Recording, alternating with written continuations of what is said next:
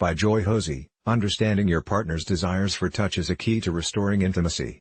One of the most common issues I hear from couples is the desire for more intimacy.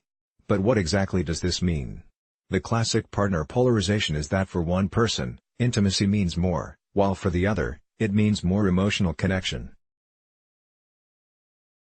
Upon deeper examination, however, what generally emerges is that both parties desire more physical closeness. Skin-to-skin contact is our most primal interface with the world. In infancy, through a merged state with our mother source, we experience safety, nurturance, bliss. As our ego develops, skin becomes our body ego's demarcation between self and other. The characteristics of what psychoanalysis calls skin ego can be vulnerability, pleasure, or excitement. Neuroscience supports that the receptors in our skin deeply influence our nervous system development. When we have feelings, anger, embarrassment, anxiety, joy, or arousal, we often feel it directly as a heightened charge at skin level. Imbalances in skin ego lead to either a sense of feeling overly exposed to our environment, aka thin-skinned, or defended against intrusion or disappointment, or thick-skinned.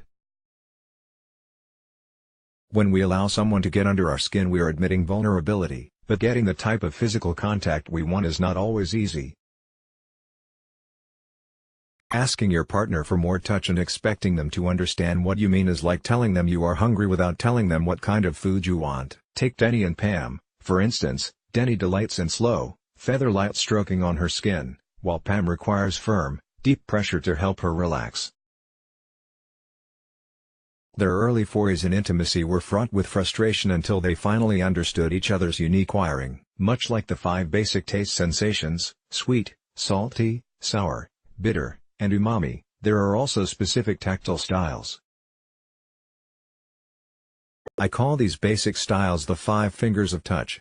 There are, nurturing touch. Often, when a couple comes to me after a long period of disenchantment with each other, both parties are longing for a revival of nurturing touch. Shoulder or foot rubs, back scratches, or head stroking are all common ways we communicate loving support to our partner. This helps us feel safe and bonded and is an essential antidote to stressors in our lives. Playful touch, tapping, gentle pinching, wrestling, and conscious tickling can evoke levity and laughter for many couples. Making faces, growling, or other funny sounds can shift a dull atmosphere to one of comical camaraderie. Passionate touch, this involves short bursts of robust energy that disarms your partner. An unexpected body embrace or firmly holding their face or squeezing their buttocks can wake you both up from a trance of business as usual relating. Sensual touch, awakening somatic senses is the key here. By subtly applying various types of pressure, tempo, vibration, and temperature, you can help shift your partner's attention from outside concerns to internal pleasure. Soothing or tantalizing sounds, smells, and tastes can be added to enhance the receiver's experience of sensory arousal. Sexual touch, erogenous zones exist all over our bodies, not just our genitals. Knowing your partner's favorite turn-on zones, and discovering new ones, can open up new realms of intimacy.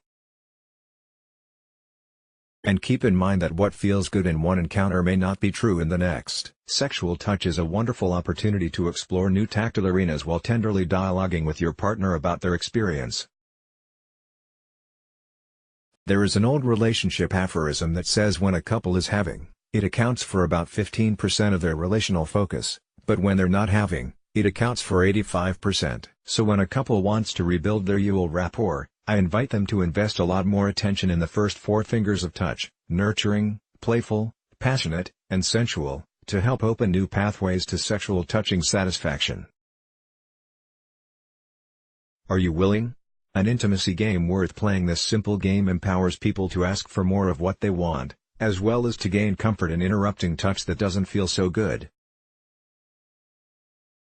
It also helps both partners learn to be more present and more creative with each other. Here's how you play. Create a safe space with a time boundary. Start with 15 minutes each way, and no outside distractions. Decide who will be the first toucher and receiver. The toucher names any boundaries he or she may have in offering touch and service to the receiver, to which the receiver agrees.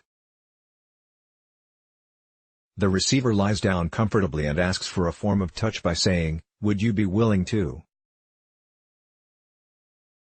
For example, stroke my arm? The toucher responds to the receiver's specific request. The receiver then affirms his or her pleasure and/or practices asking for more of what they want. For example, would you stroke my arm a little more lightly and extend the stroke up to my shoulder? When the receiver feels complete with a particular touch, he or she says, would you be willing to stop now? The toucher's response to the receiver's requests is always yes, thank you. The toucher may ask, is this what you want? Otherwise, silence and deep breathing are encouraged. The receiver is encouraged to practice asking for, and expanding upon, forms of touch that bring pleasure. Receiver and toucher can experiment playing this game with eyes open and eyes closed to find out what invites more receptivity. Upon completion, take a moment to share your experience, or a couple may prefer to wait until both have received before talking. Source: Spirituality Health. Let's block ads. Why?